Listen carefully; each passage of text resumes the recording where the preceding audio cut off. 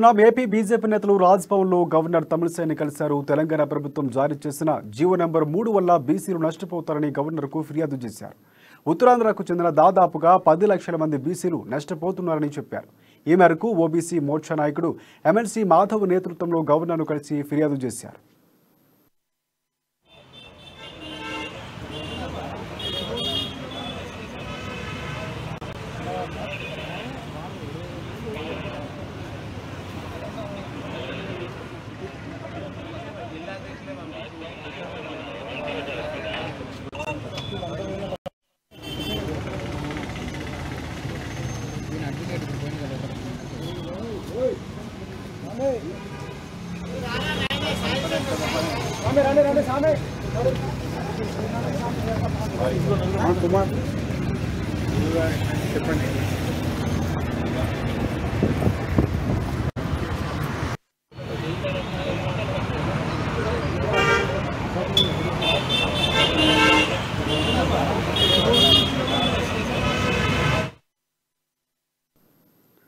AP BJP నేతలు రాజ్భవన్లో governor తమిళిసైని కలిశారు. తెలంగాణ ప్రభుత్వం జారీ చేసిన జీవో నెంబర్ 3 వల్ల బీసీలు నష్టపోతారని గవర్నర్కు ఫిర్యాదు చేశారు. ఉత్తరాంధ్రకు చెందిన దాదాపుగా 10 లక్షల మంది బీసీలు నష్టపోతున్నారంటూ చెప్పారు. ఈ మేరకు ఓబీసీ మోర్చా నాయకుడు ఎమ్మెల్సీ మాధవ్ నేతృత్వంలో గవర్నర్ను కలిసి ఫిర్యాదు చేశారు. ఇదే అంశానికి సంబంధించి మరింత సమాచారాన్ని మా సీనియర్ జర్నలిస్ట్ కృష్ణమూర్తి అందిస్తారు. Thank you Rajasekhar. BJP OBC Morcha జాతీయ అధ్యక్షుడు, బీజేపీ పార్లమెంటరీ బోర్డు సభ్యుడు డాక్టర్ లక్ష్మణ్ నేతృత్వంలో తమిళిసై గారిని కొంత కలిశారు ఈరోజు. అయితే ఉమ్మడి ఆంధ్రప్రదేశ్ లో కొంతమంది అంటే శ్రీకాకుళం, విశాఖపట్నం తదితర ప్రాంతాలకు చెందిన కొంతమంది ఇక్కడికి ఉపాధి నిమిత్తం కానీ, వ్యాపార వాణిజ్య కార్యకలాపాల నిమిత్తం కానీ ఇక్కడికి వచ్చారు. వాళ్ళు స్థిరపడ్డారు. స్థిరాతులు కూడా ఉన్నాయి. కొంతమంది వ్యాపార వాణిజ్య రంగాల్లో చాలా ధీటుగా ముందుకెళ్తున్నారు. అయితే రాష్ట్ర ఆవిర్భావం తర్వాత, తెలంగాణ రాష్ట్ర ఆవిర్భావం తర్వాత రాష్ట్ర ప్రభుత్వం దాదాపుగా 26 కులాలను బీసీ జాబితాలో తొలగించింది. అప్పట్లో బీసీ జనాభా అంటే ఏదైతే రాష్ట్ర ప్రభుత్వం సకంగా సర్వే చేసిందో ఆ సర్వే తర్వాత వచ్చినటువంటి నివేదికల ఆధారంగా 26 కులాలను బీసీ జాబితాను తొలగించింది. ఈ విషయంలో కొంతకాలంగా అక్కడ అంటే ఏపీకి చెందిన నాయకులు కానీ, గతంలో ఏపీ ముఖ్యమంత్రి చంద్రబాబు నాయుడు ఉన్నప్పుడు కూడా కానీ, వైఎస్ జగన్మోహన్ రెడ్డి ప్రస్తుత సీఎం ఉన్నప్పుడు కూడా వీళ్ళు మాట్లాడారు. మాట్లాడినప్పుడు కూడా మేము చేస్తాము, చూస్తామని చెప్పారు. కొన్ని కారణాల వల్ల వాళ్ళని తొలగించాల్సి వచ్చింది బీసీ జాబితా నుంచి అని చెప్పారు. అయితే ఈ జాబితా తొలగించినప్పటికీ ఇప్పటికీ వాళ్ళను చేర్చుకోవడం లేదు. దీంతో వాళ్ళకు కొంత నష్టపోతున్నారు. అంటే సంపన్నులుగా ఉన్నటువంటి వాళ్ళకి ఇబ్బంది లేకున్నా కొంతమంది మధ్యతరగతి వాళ్ళు కానీ దాన్ని ఏమంటారు కూలీ పనులు చేసుకొని జీవించేవారు. ట్రాఫిక్ మేస్త్రి కానీ ఇతరత్ర వృత్తులలో స్థిరపడ్డ వాళ్ళు కానీ వాళ్ళకు కొంత ఇబ్బంది అవుతుంది. వాళ్ళ పిల్లల చదువులో కానీ, ఫీజు రియంబర్స్మెంట్ కానీ, మిగతా విషయాల్లో కొంచెం ఇబ్బంది అవుతుంది. ప్రభుత్వం తమకు గతంలో ఉన్న విధంగానే బీసీ జాబితాలు చేర్చాలి తమను అని చెప్పేసి వాళ్ళు డిమాండ్ చేస్తూ ఉన్నారు. కొద్ది రోజుల క్రితం విశాఖపట్నంలో జరిగిన మీటింగ్ లో కూడా శ్రీకాకుళం, విశాఖపట్నం జిల్లా వాసులు తెలంగాణలోని వీళ్ళ గురించి మాట్లాడారు. దీని విషయంలో ఎమ్మెల్సీ, బీజేపీకి చెందిన ఏపీ ఎమ్మెల్సీ మాధవ్ కొంతకాలంగా అక్కడి వాళ్ళతో మాట్లాడి కొంత తెలంగాణ ప్రభుత్వం ఒత్తిడి తీసుకోవడానికి ప్రయత్నం చేశారు. అయితే ఈ ప్రయత్నంలో భాగంగానే ఈరోజు డాక్టర్ లక్ష్మణ్ నేతృత్వంలో ఎమ్మెల్సీ మాధవ్ తదితరులు గవర్నర్ కలిసి వినిపించారు. ప్రభుత్వం జారీ చేసిన జీవో నెంబర్ 3ను వెంటనే రద్దు చేయాలి. ఎవరైతే గతంలో బీసీలుగా పరిగణించబడ్డారో 26 కులాల వాళ్ళందరినీ తీసుకోవాలి. వాస్తవానికి రాజకీయ కోణంలో ఆలోచన చేస్తే బీసీ ఈ 26 కులాలకు చెందిన వాళ్ళు చాలా మటుకు హైదరాబాద్ శివార్లలోనే ఉన్నారు. కూకట్పల్లి, షేర్లింగంపల్లి, ఇతర ప్రాంతాల్లో, ఇటువైపు వస్తే కుత్బుల్లాపూర్ కానీ, ఇటు కొంత మేడ్చలు, ఈ పరిసర ప్రాంతాల్లోనే ఎక్కువ మట్టుకు ఉన్నారు. దాదాపుగా 10 లక్షల మంది ఉన్నారని ఒక అంచనా.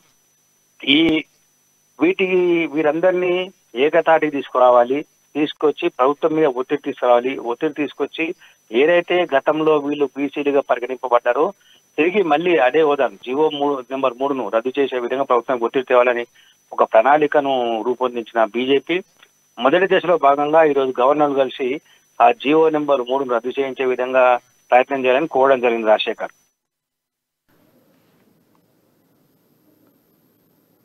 రైట్ కృష్ణమూర్తి, ఇంకొక విషయం అంటే ఇప్పుడు చూస్తున్నటువంటి ఏవైతే గతంలో కూడా బీజేపీ చాలా విషయాల్ని థామస్ ప్రకారం కొన్ని కులాలకు సంబంధించి మాట్లాడడం, కానీ ఈ నేపథ్యంలో ఈ జీవో సంబంధించి రద్దు సంబంధించి ఎలా చూడొచ్చు అంటారు ఈ విషయాన్ని? జీవో రద్దు నిబంధనల మేరకు దాటుతున్నారు. అంటే రాష్ట్ర ప్రభుత్వము మైనారిటీలకు కూడా రిజర్వేషన్ ఇవ్వాలని కొంత ప్రయత్నం చేస్తుంది. ప్రత్యేక రాష్ట్ర ఆవిర్భావం నుంచి కూడా కేంద్రంపై ఒత్తిడి చేస్తుంది. అనేక సందర్భాల్లో మైనార్టీ లకు 10% రిజర్వేషన్లు ఇవ్వాలి అని చెప్పేసి కేంద్రంపై ఒత్తిడి చేస్తుంది. అయితే ఈ ఒత్తిడిని కేంద్ర ప్రభుత్వం ఎట్టి పరిస్థితుల్లో మతపరమైన రిజర్వేషన్లు మేము అనుమతించము అని కేంద్రంలో నరేంద్ర మోడీ చాలా స్పష్టంగా పలుసార్లు రాష్ట్రానికి వచ్చిన సందర్భంలో కానీ, కేంద్రంలో మాట్లాడిన సందర్భం కానీ, మంత్రుల సందర్భం పార్లమెంట్ లో ఎవరు టీఆర్ఎస్ సభ్యులు ప్రస్తావించిన సందర్భంగానే స్పష్టంగా చేయడం మతపరమైన రిజర్వేషన్లు అంగీకరించలేదు, మతపరమైన రిజర్వేషన్ మేము వ్యతిరేకము అని చెప్పి చెప్తూ వచ్చారు. అయితే రాష్ట్ర ప్రభుత్వం ఏంటంటే ఈ కులాలను తగ్గిస్తే కొంత రిజర్వేషన్లు బీసీలకు న్యాయం జరుగుతుంది, ఆ బీసీ దాంట్లో మైనార్టీలో కొంచెం న్యాయం జరుగుతుంది అనే కోణంలో నిర్ణయం తీసుకుందని చెప్పేసి BJP ఆరోపిస్తుంది.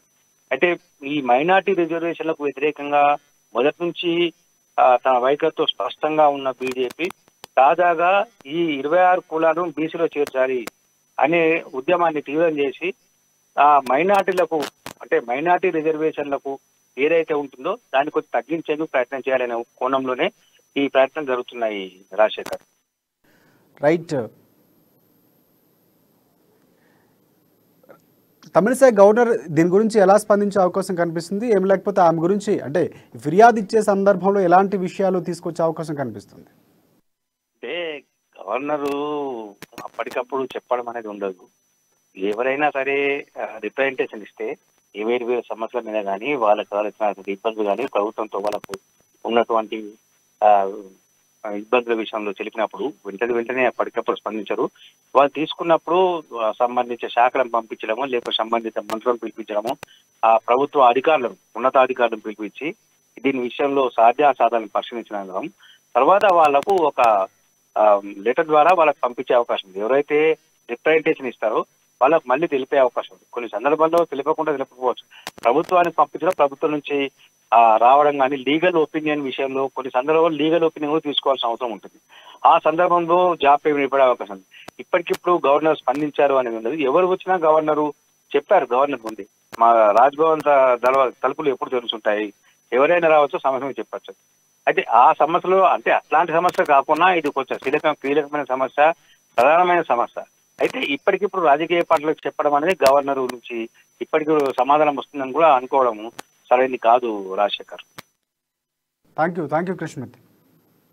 Right, thank you Krishnamurthy. Telangana రాష్ట్రంలో ఉత్తరాంధ్రకు సంబంధించినటువంటి తూర్పు కాపు, గవర, కొప్పుల వెలమ, శెట్టి బలిజ, నాగవంశీ మొదలాంటి వెలమ దాదాపు 26 కులాలు నిలబడి పుట్టి కోసం వచ్చి ఇక్కడ జీవనోపాధి నిమిత్తము వారు జీవిస్తూ ఉమ్మడి ఆంధ్రప్రదేశ్లో బ్రిటిష్